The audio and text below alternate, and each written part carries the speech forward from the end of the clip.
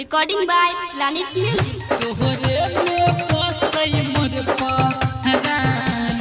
DJ Prakash बाबू छिनले पूरन छपरा चकिया पूरन छपरा चकिया तोहरे में बसई मोर पहरान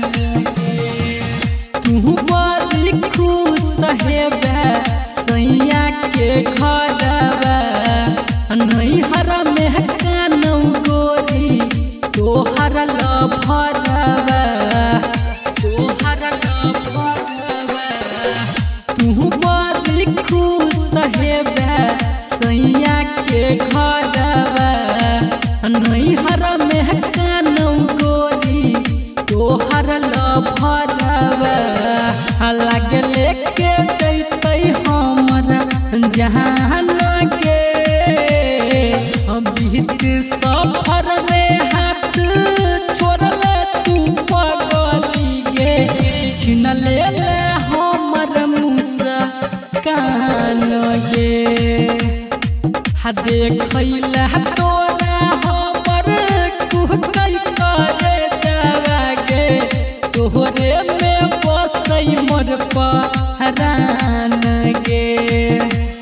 DJ प्रकाश बाबू पूरन छपरा चकिया पूरन छपरा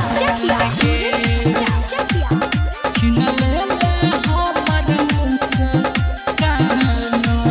खोजै छी सातो पहर देखी के फोटो तोहर कानै छी तकिया पकड़ के यादो नहीं हमरा केला केतना कठोर भेला चल गेल जान के ना छोड़ के सब कहै छै महान के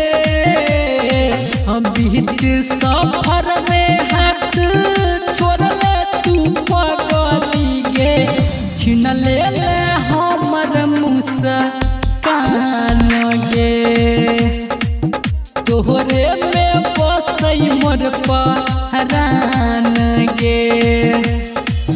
तोहरे में बसै मोर पहरान गे प्रकाश बाबू छिनले पूरन छपरा चकिया पूरन छपरा चकिया अभी आप सुन रहे हैं प्लानेट म्यूजिक की शानदार प्रस्तुति। जहर लागैया खाना लोग सब मारताना अब बुझल नहीं दिलवा के फील गे डीजे किशन बीरू कहौ प्यार जे नहीं हमारा से रहौ कथी लागल ही जान दिल गे लगे लेके जैतै हमरा जहान के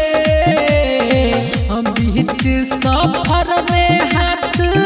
छोड़ले तू पगली गे छिन ले